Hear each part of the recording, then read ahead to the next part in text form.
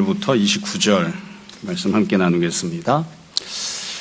우리가 지금 계속해서 산상수훈 말씀 보고 있습니다. 마태복음 5장, 6장, 7장은 예수님께서 하셨던 설교 내용을 묶어놓고 있고요.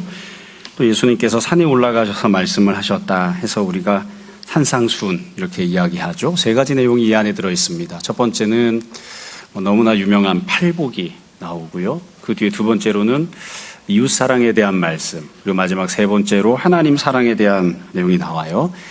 그리고 이 산상수훈을 모두 마치신 뒤에 예수님께서 이 들었던 청중을 향해, 특별히 제자들을 향해 두 가지 명령을 마무리 명령으로 하셨습니다. 첫 번째 명령이 우리가 지난주에 보았던 내용입니다. 잘 분별하고 선택하라. 그러니까 어떤 지도자를, 어떤 길을 선택해야 할지에 대해서 말씀을 하셨죠. 그래서 좁은 문으로 들어가라. 거짓 선자들을 삼가라. 그래서 무엇이 과연 참된 지도자인지 또 내가 선택해야 할 것인지를 잘 분별해라, 잘 선택해라 이렇게 명령하셨어요. 오늘 읽은 이 21절부터 29절 말씀은 두 번째 산상수훈의 마지막 부분이기도 하고요. 예수님 명령입니다. 그래서 이 내용은 한마디로 이야기하면 순종하는 삶을 살라, 행함이 있는 믿음을 가지라 이렇게 이야기할 수 있습니다. 언제나 그렇지만 잘 알고 있는 내용인데 우리가 순종하기가 어려워서 그렇거든요. 그래서 상세하게 설명을 안 해도 우리가 내용이 어떤 의미인지 잘 알고 있어요. 그래도 오늘 좀 다시 풀어서 설명을 좀 더 하고 다시 한번 더 우리가 어떻게 살아왔는지 또 앞으로 어떻게 살아야 하는지 등등에 대해서 말씀을 살펴보고자 합니다. 본문 내용을 보면 세부적으로 세 가지 내용으로 되어 있습니다. 처음에 21절에서 예수님께서 핵심적인 메시지가 무엇인지 말씀하시고요. 그리고 그 이후에 두 가지 부연 설명을 하셨습니다. 자, 처음에 나오는 21절. 어찌 보면 이 21절 내용이 오늘 본문의 핵심 주제입니다. 이렇게 되어 있죠. 나더러 주여 주여 하는 자마다 다 천국에 들어갈 것이 아니요 다만 하늘에 계신 내 아버지의 뜻대로 행하는 자라야 들어가리라. 여기 보면 두 가지 사람들을 대조를 하죠. 첫 번째 사람은 주여 주여 하는 사람입니다. 그리고 이런 사람들은 천국에 못 들어간다. 두 번째 사람은 하늘에 계신 내 아버지의 뜻대로 행하는 자, 이런 사람들은 천국에 들어간다. 이렇게 대조해서 말씀하셨어요. 그냥 보시면 너무나 명확하게 예수님께서 대조를 딱 하셨어요. 두 가지 항목을 얘기하신 거예요. 하나는 어떤 행동을 하는가, 무엇을 하는가죠. 어떤 사람은 주여 주여 하고요. 어떤 사람은 하나님의 뜻대로 행동합니다. 그러니까 무엇을 행동하는가. 두 번째 내용 항목은 결과가 무엇인가예요. 어떤 결과를 맞이하는가. 어떤 사람은 천국에 못 들어가고 어떤 사람은 천국에 들어간다. 이렇게 말씀을 하셨어요. 뒤에 보면 이 두 가지 내용을 부연 설명하실 거예요. 일단 이 21절을 보면 주여 주여 하는 사람이 있죠. 주여 주여 하는 사람. 여러분들은 어떤 생각일지 모르겠는데요. 저는 주여 주여 하는 것만도 되게 귀하다고 생각합니다. 보통 사람은 주여 주여 안 합니다.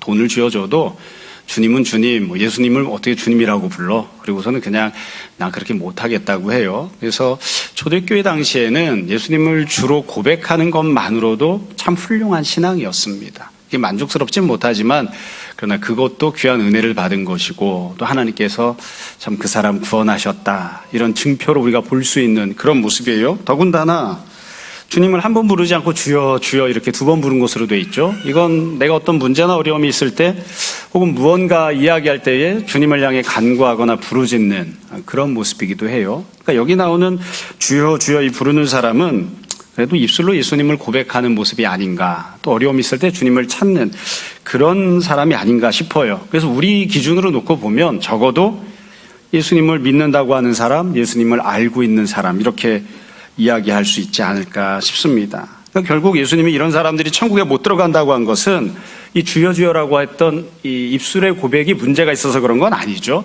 여러분 이 내용도 우리가 참 마음 껄끄럽기는 하지만 주님 말씀이니까 있는 그대로 잘 받아들여야 됩니다. 죄를 짓고 있어서 문제가 아닙니다. 죄를 짓기 때문에 너 그 죄 때문에 천국 못 간다 이렇게 말씀하시는 게 아니에요. 나름대로는 외적으로는 그럴듯하게 보이는 구석이 있습니다. 주변 사람들이 저 사람은 신앙생활하는 사람 같아 그렇게 인정해주는 구석이 있어요. 그래도 하나님 뜻대로 행하지 않으면 천국 못 간다.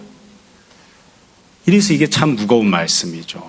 그래서 때때로 우리가 이걸 어떻게든 비틀어가지고 주여 주여 하는 사람은 하나님 뜻대로 행동하지 않아도 그래도 천국에는 갈 수 있을 거야. 어떻게든 이렇게 비틀어서 우리가 받아들이려고 노력을 해요. 비틀면 안 됩니다.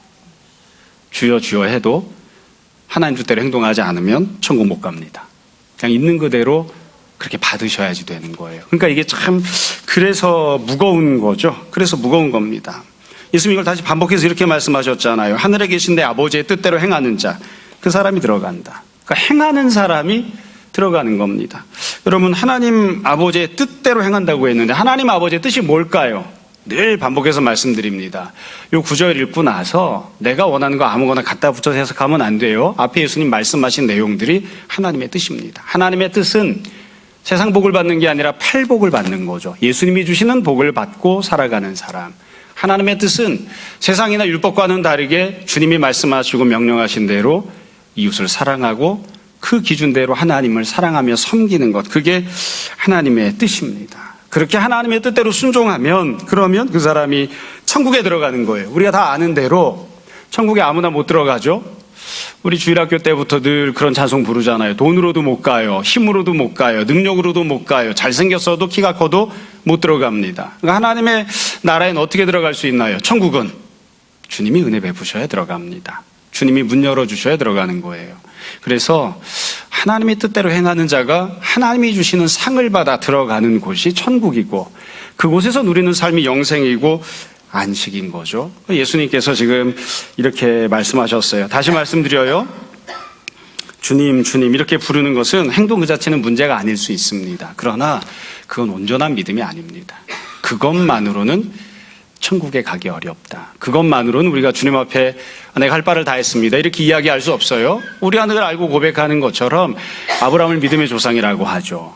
아브라함이 왜 믿음의 조상이라고 불려지나요? 무엇을 아브라함의 믿음이라고 하죠? 구약 성경에서 아브라함이 하나님을 믿었기 때문에 그것을 하나님이 의롭다 이렇게 보셨다. 그렇게 칭해 주셨다고 했는데 아브라함이 어떤 것을 믿음이라고 하나요? 하나님 말씀 들었잖아요. 네 고향 떠나라. 아, 고향을 떠나는 게 하나님 뜻이구나. 알고 있는 걸 믿음이라고 하지 않습니다. 몰랐던 것을 알게 되었기 때문에 그것도 귀한 믿음의 일종이기는 하지만 우리가 아브라함을 믿음의 조상이라고 말하는 건 그래서 고향을 떠난 거예요. 고향을 떠났잖아요. 아들을 바치라. 그걸 듣고 알았습니다. 아, 하나님께서 아들을 바치라고 하시는구나. 그걸 알았기 때문에 모르던 걸 알게 되어서 그걸 믿음이라고 하는 게 아니에요. 아들을 결박해서 죽이려고 하죠. 아들을 하나님께 바치잖아요. 그래서 하나님 말씀을 듣고 그대로 행동했기 때문에 아브라함을 우리가 믿음이 있다 그렇게 이야기하는 겁니다. 자, 지금 이게 예수님께서 말씀하신 핵심 주제입니다. 우리가 이거 다 알고 있거든요. 받기가 두려워서 그렇지, 이대로 받지를 못해서 그렇지, 벌써 여기까지 읽으면 우리가 마음속에 그런 생각 들죠. 내가 알고는 있지만 그것도 하나님이 귀한 은혜지만 알고 있는 대로 행동하지 못한 게 얼마나 많은가. 막 너무 고상한 차원이 아니라 가장 기본적인 거, 신앙생활하는 데 있어서 가장 기본적인 거, 세상의 복보다 주님이 주시는 복이 귀하고 크다는 것을 알고 있지만 정말 주님이 주시는 복을 구하나요? 난 세상이 좋아. 예수님이 주시는 팔복을 받는 것보다는 세상이 주는 복을 나는 받고 싶어. 그렇게 행동하죠. 지금 제가 막 고상하고 엄청난 이야기를 하는 게 아니에요. 예수님께서 이웃을 사랑하라 말씀하셨지만 그거보다 내가 잘 먹고 잘 사는 게 중요해. 우리가 다 그렇게 살잖아요. 그러니까 우리가 그게 마음에 걸리는 거죠. 예수님이 다시 말씀하십니다. 내 아버지의 뜻대로 행하는 자가 천국에 들어간다. 자, 그 뒤에 예수님이 부연 설명을 하십니다. 두 가지 부연 설명을 하실 거예요. 늘 말씀드리지만 예수님이 굉장히 논리적이십니다. 우리가 생각하는 것처럼 막 아무 말이나 막 함부로 늘어놓는 분이 아니에요. 지금 예수님께서 말씀하신 내용이 두 가지였잖아요. 무엇을 행하는 자, 무엇을 행하는가, 이거 한 가지 말씀하셨고 결과가 무엇인가를 말씀하셨기 때문에 지금부터는 우선 첫 번째로 무엇을 하는가, 어떤 삶을 사는가, 무엇을 행동하는가, 이와 관련된 부연 설명을 하실 겁니다. 그 내용이 22절부터 23절에 나옵니다. 이렇게 되어 있어요. 그날에, 마지막 날입니다. 23절도 보시면 그때에, 마지막 날이에요. 그러니까 예수님께서 삶을 평가하시는데 중간 평가 안 하세요. 다 끝난 다음에 마지막에 평가하십니다. 모든 것이 다 끝났어요. 어떤 하나의 생활 단위가 끝났고 이 땅에서의 생활이, 삶이 끝났어요. 죽었어요. 이제 그래서 평가를 받는 것만 남은 상황이 되었을 때, 그날에, 그때에, 22절, 많은 사람이 나더러 이르되, 많은 사람들이 이야기할 거예요. 주여, 주여, 우리가 주의 이름으로 선지자 노릇하며 주의 이름으로 귀신을 쫓아내며 주의 이름으로 많은 권능을 행하지 아니하였나이까. 그러니까 사람들이 자기들이 어떻게 살았는지를 이야기해요. 내가 무엇을 했는지를 이야기합니다. 내가 어떤 행동을 했는가. 여기 보면 참 귀하게도 내가 뭐 세상에서 이것저것 했습니다 이런 기록이 아니라, 그런 고백이 아니라 내가 주님의 이름으로 했다고 이렇게 이야기합니다. 제 개인적으로는 이것도 귀하게 여겨주고 싶어요. 여러분, 여기서 우리가 중요하게 생각해야 될 점은 이거예요. 자기 자신이 자신의 행동과 자신의 삶에 대해서 해석하고 주장할 겁니다. 예수님 앞에서 제가 이런 일을 했습니다, 이렇게 주장하고 설명하고 고백할 거예요. 그래서 여기를 보면 여기 나오는 사람들은, 많은 사람들은 아무것도 안 한 사람들이 아닙니다. 다 무언가를 했어요. 여러분, 우리가 흔히 생각할 때에 하나님 아버지의 뜻대로 행동하는 사람 이렇게 이야기하면 반대말을 뭐라고 생각하냐면 하나님의 뜻을 행하지 않는 사람이라고 생각해요. 그러니까 하나님의 뜻을 행하는 사람이 있고 하나님의 뜻을 행하지 않는 사람이 있다 이렇게 생각하는데, 그렇지 않아요. 예수님 말씀은 뭐냐면 하나님의 뜻을 행하는 사람이 있고, 지금 본문에 나오는 것처럼 자기가 알아서 무언가를 열심히 하고 있는 사람이 있는 거예요. 그 사람이 무언가를 할 때에 때때로 주님의 이름으로 뭔가를 해요. 그러니까 아무것도 안 해서 문제가 아니고요, 뭔가를 하고 있는데 그게 문제인 거예요. 무언가를 하고 있는데, 심지어 그 사람이 하고 있는, 여기서 언급되고 있는 내용들은 세속적인 일들, 세상적인 욕망이 아니고요, 나름대로는 신앙적인 무언가를 했다고 생각하거든요. 주님의 이름으로 내가 이런 걸 했습니다. 결국 이 이야기를 하는 사람들은 무슨 이야기를 하고 있는 거냐면, 자기 딴에는 나는 하나님의 뜻대로 행동하며 살았습니다. 나는 나름대로 목적을 가지고 가치 있는 그런 인생을 살기 위해서 나름대로 노력하면서 성실하게 살았습니다. 이렇게 이야기하는 거예요. 다시 말씀드립니다. 세상에 아무것도 안 하는 사람이 누가 있겠습니까? 아무것도 안 하고 가만히 있으려고 하면 얼마나 어려운 줄 아십니까? 그건 침묵으로 기도하는 것만큼 정말 어렵습니다. 사람 뭐라도 꼼지락꼼지락거리고 합니다. 애들이 그냥 방구석에 앉아서 가만히 아무것도 안 하고 들어누워 잠만 자면 그나마 나아요. 근데 뭘 하죠? 해요. 엄마가 하지 말라는 걸 하고 있다고요. 하고 있어서 문제인 거예요. 하지 않으면 문제가 없는데 하고 있기 때문에 문제인 거예요. 지금도 마찬가지예요. 내가 내 나름대로는 어떤 뚜렷한 목적의식을 가지고 나름대로는 그것이 사회에 도움이 되고 내 인생에 유익할 거라는 생각을 해서 열심히 성실히 건강을 해쳐가면서 부지런히 무언가를 하고 있어요. 근데 문제는 그게 하나님 뜻이 아니라는 거죠. 그러니까 예수님이 지금 그렇게 말씀하시는 거예요. 23절 보세요. 그렇게 열심히 무언가를 했던 사람에게, 주님의 이름으로 뭔가를 했다고 생각했던 사람에게 주님이 이렇게 평가하십니다. 그때 내가, 예수님이세요? 그들에게 밝히 말하되 내가 너희를 도무지 알지 못한다. 불법을 행하는 자들아, 내게서 떠나가라. 내게서 떠나가라는 말씀은 너 천국에 못 들어온다, 이 얘기죠. 가라. 예수님께서 쫓아내십니다. 결국 두 가지 평가가 대조를 이루고 있는 거예요. 두 가지 평가가, 두 가지 행동이 대조를 이루고 있는 거죠. 하나님의 뜻대로 무언가를 하는 사람과 내 생각대로, 내 계획대로, 내 가치관대로 내가 보기에 이게 주님께 영광이 될 것 같아서, 내가 보기에 이게 내 인생에 도움이 될 것 같아서, 그래서 나름대로 깊이 고민하고 계획을 세워서 무언가를 열심히 하고 있는 사람이 있어요. 그런데 나중에 이렇게 무언가를 했던 사람에 대한 평가가 상반되게, 대조되게 나뉘는 거예요. 내가 나 자신의 행동과 삶을 돌아볼 때에는 나는 그럭저럭 괜찮은 삶을 살았습니다, 이렇게 고백하는데, 그렇게 평가하는데 예수님께서는 너는 하나님의 뜻대로 행동하지 않았다. 넌 불법을 행하는 사람이야. 넌 천국에 못 들어온다. 떠나가라. 이렇게 예수님께서 평가하시는 거죠. 여러분, 이걸 우리가 잘 생각했으면 좋겠습니다. 늘 가끔 말씀드릴 때마다 좀 부담되는 부분이기는 하지만 가끔 성도들을 보면 그런 사람들이 있어요. 정말 인간적으로는 부족함이 없어 보여요. 키도 크고 잘생기고 성실하고 열심히 살고 더군다나 머리도 좋고 또 이것저것 좋은 결과들도 참 많이 만들어내고, 그런데 문제는 거기까지예요. 결코 좋은 신앙인이 아닌 거예요. 결코 믿음으로 무언가를 하고 있는 게 아닌 거예요. 그래서 늘 말씀드리잖아요. 불교 믿는 사람도 그렇게 합니다. 유교 믿는 사람도 그렇게 합니다. 신앙 없는 사람도 그렇게 합니다. 그냥 좋은 사람인 거죠.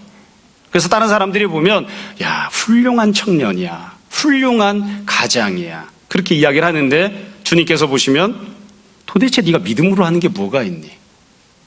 내가 너에게 맡긴 것은 다 등한히 여기고 네가 원하는 것 열심히 하고 있잖아. 너는 불법을 행하는 사람이다. 너 절대 천국 못 들어와. 이런 평가를 듣게 되는, 우리가 이걸 잘 구분했으면 좋겠습니다. 잘 생각했으면 좋겠습니다. 이 땅에서 우리가 살아가면서 필요하기 때문에 해야 되는 여러 가지 일들이 있어요. 그 일들에 대해서도 하나님의 뜻을 구하고 하나님의 인도하심을 구하고 주님이 원하시는 것 행하길 원합니다. 내가 생각하는 것, 내가 좋게 여기는 것 말고 주님의 뜻대로 살기 원합니다. 그런 모습들을 가져야 합니다. 자, 그 뒤에 예수님이 두 번째 부연 설명하십니다. 그 내용이 24절부터 27절에 나옵니다. 24절부터 27절은 처음부터 반복해 말씀드리지만 예수님이 논리적인 순서로 말씀하시거든요. 처음에 말씀하신 게 무엇을 행하는가 이거였다면, 주여 주여 하는 자, 하나님 뜻대로 행하는 자, 두 종류 행동에 대해서 말씀하셨다면, 두 번째 내용은 결과에 대해 말씀하시죠. 천국에 들어가는 사람이 있고 천국에 못 들어가는 사람이 있다. 그러니까 결과에 대해서 이제 부연 설명을 하실 거예요. 그러니까 결국 천국에 들어가는 것이 무엇인지, 천국에 못 들어가는 것이 무엇인지를 부연 설명하는 거죠. 그 내용이 24절부터 27절까지 나옵니다. 여기도 마찬가지로 대조적인 두 사람이 등장해요. 24절을 보세요. 그러므로 누구든지 나 이 말을 듣고 행하는 자. 예수님 말씀을 듣고 행하는 사람이 있어요. 그리고 이렇게 예수님 말씀을 듣고 행하는 일을 했던 사람은 어떤 결과를 맞이하는가, 어떤 은혜를 누리게 되는가, 이렇게 돼 있죠. 그 집을 반석 위에 지은 지혜로운 사람 같으니. 그러니까 이게 반석 위에 집을 지은 거예요. 그래서 25절, 비가 내리고 창수가 나고 바람이 불어옵니다. 그래서 그 집에 부딪혀요. 그렇지만 무너지지 아니한다. 이게 예수님 말씀을 듣고 행동한 사람, 주님 말씀대로 순종한 사람이 누리게 된 결과입니다. 네가 쌓았던 것 무너지지 않을 것이다. 내가 너에게 주기로 약속한 것 사라지지 않을 것이다. 없어지지 않는다. 한편으로 생각하면 현실적으로는 좀 아쉬운 점도 있어요. 안타까운 점이 있어요. 뭐냐면 왜 예수님 말씀을 듣고 사는데, 말씀대로 순종하고 행하고 살고 있는데 이런 사람도 비를 만나고 창수를 만나고 바람을 만날까요? 안 만나면 좋잖아요. 만납니다. 신앙생활을 하는 사람도 어려움 만납니다. 어느 정도 어려움을 만나냐면 내가 하나님 뜻대로 순종하고 살겠다고 바둥바둥 그렇게 열심히 노력하던 모든 것들을 허물어뜨리려고 달려드는 그런 어려움들을 만납니다. 그러나 내가 쌓아왔던 것들이 무너지지 않습니다. 하나님께서 주신 것이니까 하나님께서 지켜주십니다. 이게 듣고 믿음으로 행동했던 사람이 누리는 결과예요. 반면 26절에 보면 대조적이죠. 나 이 말을 듣고 행하지 아니하는 자. 들었어요. 못 들은 게 아닙니다. 들었어요. 알고 있어요. 이것도 일종의 믿음이에요. 그러나 들은 그대로 행동하지 않는 사람이 있어요. 아까 말씀드렸죠. 행동하지 않는 사람은 그럼 뭐 하고 있을까요? 예수님이 이렇게 말씀하셨지만 난 그거 안 할 거야. 이걸로 가만히 있나요? 아니에요. 딴 거 하고 있는 겁니다. 나름대로 좋은 일 하겠다고 열심히 살고 있는 거예요. 이렇게 행하지 아니하는 자는 결과가 뭐냐? 집을 모래 위에 지은 사람 같아서, 어리석은 사람 같아서 27절, 비가 내리고 창수가 나고 바람이 불어서 그 집에 부딪힙니다. 무너집니다. 그 무너짐이 심하니라. 열심히 일을 했지만, 성실히 살았지만, 내가 나름대로 무언가를 얻었다고 생각했지만 그 모든 것들이 결국 무너지게 될 것이다. 이렇게 말씀하셨습니다. 결과가 정반대인 거죠. 정반대 두 가지 다른 결과를 맞이하게 되는 거예요. 주님의 말씀을 듣고 행하면 주님이 은혜를 주시고 주님이 역사하시고 주님께서 채워주시니까 그건 주님으로부터 주어진 것이기 때문에 무너지지 않습니다. 그러나 내가 노력하고 내가 성실히 살아서 무언가를 성취하고 얻었으면 그건 내가 성취한 것이고, 어려움을 만나면 그럼 무너집니다. 우리가 삶을 살다 보면 이거 너무나 많이 만나는 것이기 때문에, 경험할 수 있는 것이기 때문에 이게 형이상학적인 내용이 아니에요. 경험을 통해서 알 수 있는 거죠. 나름대로 계획을 막 세웠어요. 이렇게 해야지 저렇게 해야지 열심히 계획을 세워서 막 그 일을 추진하고 있었습니다. 그러면 중간에 뜻밖의 상황을 만날까요? 안 만날까요? 안 만나는 사람도 있지만 만나는 사람도 있습니다. 사실 우리 대부분 다 계획과 상관없는 뜻밖의 일들을 만나요. 비를 만나고 바람을 만나고 창수를 만납니다. 그것만 없었으면 내 계획대로 됐을 텐데, 아니요. 그런 일을 만납니다. 주님께서 그런 일들을 만나게 하십니다. 주님께서 때때로 보내주셔요. 결국 어떻게 되든가 내 계획이 어그러지고 틀어지죠. 아무도 도와주지 않습니다. 모르겠어요. 정확한 표현이 영어로 어떻게 되는지는 모르겠는데, 이 타이슨이라고 하는 유명한 권투 선수가 있었죠.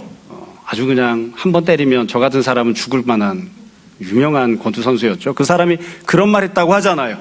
누구나 다 그럴듯한 계획을 갖고 있다. 링에 올라가서 쳐맞기 전까지는. 링에 올라가서 타이슨한테 한 번 쳐맞으면 모든 계획이 다 사라지고 내가 무슨 생각을 했던 건가, 그런 지경이 된다는 거죠. 여러분, 이게 비를 만나고 창수를 만나고 바람을 만나는 것뿐만이 아니라 사람은 자연적으로 어려운 일들을 만납니다. 우리가 좀 이렇게 이야기하기는 좀 죄송스러운 면이 있긴 하지만 아무리 열심히 화장하고 성형해도 결국 늙습니다. 결국 쭈글쭈글해질 겁니다. 피할 수 있을까요? 우리가 아무리 직장에서 열심히 생활해도 결국 퇴사할 겁니다. 그 직장 평생 못 다닙니다. 그리고 내가 다시 같이 안 지낼 곳으로 생각했던, 외수처럼 여겼던 남편과 부인이 있는 가정으로 돌아가야 됩니다. 평생 그 직장에 있을 것 같죠? 아니요. 결국 그만두고 나와야 됩니다. 내가 건강을 위해서 그렇게 열심히 노력해도, 그래도 비를 만나지 않아도, 대단한 질병을 만나지 않아도 결국 인간은 노쇠합니다. 질병에 걸리고 죽기 마련이에요. 이게 어쩔 수 없는 우리의 모습이에요. 그 와중에 중간에 비도 만나고 창수도 만나고 바람도 만나는 거예요. 그러면 더 형편없이 막 무너지는 그런 지경들이 되는 거죠. 반면 예수님 말씀을 듣고 행하는 사람들은 어떠한가요? 바울이 고백하잖아요. 우리 겉사람이 후패하고 늙어져 가도, 쇠해도 우리 속사람은 날로 새로워져서 육신은 죽어도 영원한 생명을 갖고 있는 영혼이 있고, 주님께서 우리에게 그 영혼의 풍성한 삶을, 영생을, 안식을 주실 겁니다. 아무도 그 영생을 빼앗아가지 못해요. 아무도 빼앗아갈 수 없는, 주님께서 주신 무너지지 않는, 비와 창수를 만나도 사라지지 않는 그것을 위해서 노력하고 순종하고 헌신하는 삶을 살아야 되는 이유가 거기에 있는 거죠. 모르겠어요. 20대 때, 30대 때, 40대 때는 내가 직장에 헌신하기를 잘했어, 건강 잃어가면서 공부하기를 잘했어, 이렇게 이야기할지 모르겠어요. 근데 그 20대, 30대, 40대가 지나가고 60대, 70대가 되면 내가 왜 그랬을까? 내가 왜 그랬을까? 금방 그날이 옵니다. 나는 그날이 안 올 것 같지만 결국 옵니다. 힘이 있을 때 주님을 섬기고 사랑할 걸, 기회가 있을 때 1년, 2년 더디 가도 교회를 세우는 사람이 될 걸, 그 후회를 하는 날이 금방 옵니다. 그래서 예수님이 그렇게 말씀하셨잖아요. 지혜로운 사람과 어리석은 사람이 있어요. 지혜로운 사람은 어떤 사람입니까? 반석 위에 집을 짓는 사람이죠. 이걸 다르게 이야기하면 지혜로운 사람은 예수님 말씀 듣고 순종하는 사람입니다. 지식이 많은 사람, 똘똘한 사람, IQ 높은 사람이 아니에요. 알고 있는 게 많은 사람 아니에요. 예수님 말씀을 듣고 순종하는 사람이 지혜로운 사람입니다. 어리석은 사람은 어떤 사람일까요? 지금 당장 유익이 있죠. 모래 위에 집을 지으면 지금 당장 유익이 있어요. 쓸데없는 일을 하고 있는 게 아니에요. 비가 불 때까지는, 대단한 창수가 오기 전까지는 모래 위에 지은 집도 잘 버티고 있어요. 그 안에서 내가 안락함을 누리고 살 수 있어요. 그러나 결국 무너질 겁니다. 그게 어리석은 사람인 거죠. 그래서 우리가 잘 생각했으면 좋겠습니다. 우리는 과연 말씀을 듣고 순종하는 사람인가? 아니면 조금 뒤면 사라질 것에 모든 것을 걸고 그것을 위해서 주님을 팽개치는, 교회를 섬기는 일을 뒤로 하는 그런 어리석은 사람인가? 잘 생각해 봤으면 좋겠습니다. 자, 말씀을 정리하겠습니다. 처음에 말씀드린 것처럼 상세하게 이야기를 안 해도 다 알고 있는 내용이에요. 한 부분을 빼먹었네요. 간단하게 설명할게요. 28절, 29절. 말씀을 다 듣고 난 다음에 사람들이 반응합니다. 28절. 예수께서 이 말씀 마치심에 무리들이 반응을 했죠. 그의 가르치심에 놀랍니다. 놀라운 가르침 하셨으니까 놀랐겠죠? 비교하죠. 29절. 이는 그 가르치시는 것이 권위 있는 자와 같고 그들의 서기관들과 같지 아니함일러라. 저는 이런 부분 읽을 때마다 자존심 상합니다. 어디 비교할 데가 없어서 예수님을 서기관들에 비교해. 이런 멍청한 것들. 이러니까 모래 위에 집을 짓는 거예요. 어디 비교할 게 없어서 예수님 말씀을, 예수님 뜻을, 직장 가는 거, 학교 가는 거, 네가 원했던 계획을 성취하는 것에 비교를 해. 그 모양이니까 모래 위에다 집을 짓고 있지. 다 무너질 것이다. 본문을 보면, 결국 반응을 보면 이 사람들은 놀라기만 했을 뿐 예수님이 원하는 게 무엇이죠? 들은 뒤에 그 말씀 순종하는 거예요. 그렇게 안 합니다. 이 사람들 결국 그래서 다 천국 못 갑니다. 자, 말씀 정리하겠습니다. 천국 못 간다고 이야기를 하니까 좀 무시무시한 이야기일 수도 있지만 그 뒷이야기도 또 있습니다. 그건 오후에 다시 더 말씀드리겠습니다. 우리가 지금 드렸던 말씀 몇 가지를 다시 정리해서 생각해 봅시다. 자, 산상수훈 예수님이 말씀하셨습니다. 팔복에 대해서, 이웃을 사랑하는 삶에 대해서, 하나님을 사랑하며 섬기는 삶에 대해서 말씀하셨어요. 그리고 마지막 두 가지를 명령하십니다. 잘 분별해라. 잘 선택해라. 무엇이 정말 참된 생명의 길인지, 무엇이 하나님의 뜻인지 잘 선택해라. 두 번째 명령은 선택했어요. 선택했음에도 불구하고, 주님의 말씀을 들었음에도 불구하고, 주님이 무엇을 원하고 계신지를 알고 있음에도 불구하고 순종하지 않는 사람들 부지기수로 많습니다. 유대인들이 그랬고요. 지금 이 말씀을 듣고 있던 12제자도 그랬습니다. 주님이 아무리 이렇게 말씀하셔도 주님과 함께 십자가 지는 자리에 가지 않고 다 결국 주님 버리고 도망갔습니다. 말씀을 듣고 행하는 사람, 순종하는 사람이 되라. 잘 선택하고 예수님을 선택하는 사람이 되고 그 예수님 말씀대로 듣고 순종하는 사람이 되라. 이게 예수님이 마지막으로 주시는 명령입니다. 두 번째로, 그래서 우리가 지금 무엇에 가장 열심을 내고 있는지, 무엇을 가장 중요한 것으로 여기고 있는지를 잘 생각해 보시기 바랍니다. 우리는 지금 무엇을 하고 있습니까? 아무것도 안 하는 사람 아무도 없습니다. 우리 무언가를 하고 있습니다. 우리 무엇을 하고 있나요? 그리고 그건 주님께서 내게 해주신 말씀 그대로입니까? 내가 팔복을 구하고 있습니까? 이웃을 사랑하는, 하나님을 섬기는, 교회를 섬기는 그런 선택을, 그런 행동을 하고 있습니까? 아니면 그 모든 것들을 뒤로 돌려놓고 다른 엉뚱한 일에 열심을, 성실을, 땀을 흘리며 노력하고 있습니까? 우리가 무엇을 하고 있는지 잘 살펴보았으면 좋겠습니다. 마지막 세 번째로, 지난주에도 그 말씀 드리고 마쳤고요. 오늘도 그 말씀 드리고 마치려고 합니다. 예수님께서 왜 이 말씀을 하셨을까요? 왜 이 명령을 하셨을까요?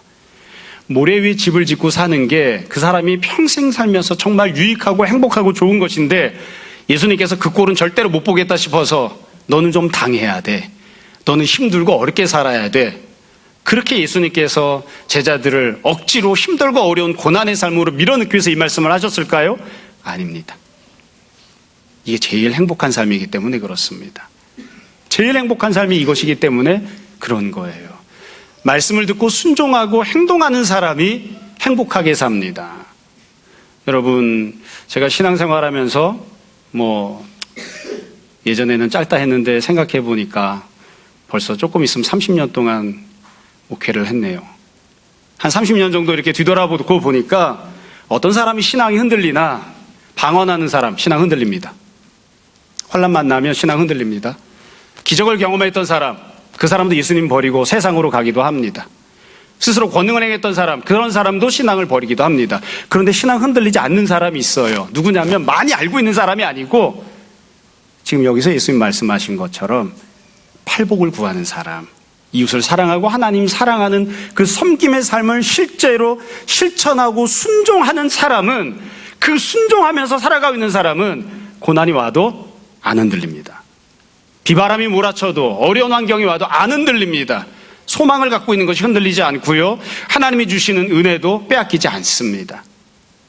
사실은 어려운 것처럼 보여도, 힘든 것처럼 보여도, 지금 당장 손해보는 것처럼 보여도 이 말씀대로 순종해서 주님 말씀대로 순종하고 실천하고 사는 삶을 살면 그 누구도 흔들 수 없는, 결코 흔들리지 않는, 그리고 이미 갖고 있는 은혜도 결코 무너지지 않고 빼앗기지 않는 가장 아름다운 삶을 살 수 있습니다. 이게 아이들이 있는 데서 그냥 그렇게 이야기하기 좀 미안하긴 하지만 재수할 때는 세상 다 무너지는 줄 압니다. 재수해도 됩니다. 삼수할 때는 세상 다 무너진 줄 압니다. 삼수해도 됩니다. 저를 보십시오. 재수해도 결혼해서 애 둘 낳고 잘 살지 않습니까? 정진이 삼수했어도 멀쩡히 잘 살잖아요. 여자친구가 없군요. 말씀대로 순종하며 살면 잠시 잠깐 어려움이 있는 것 같고 손해보는 것처럼 보여도 환난을 만나도, 어려운 상황을 만나도 흔들리지 않습니다. 받은 은혜를 결코 빼앗기지 않을 것입니다. 주님께서 가장 좋은 은혜를 주시길 원하는 거예요. 입술로 고백하는 게 믿음의 처음 모습이라면 듣고 순종하는 것이 열매를 맺는 믿음입니다.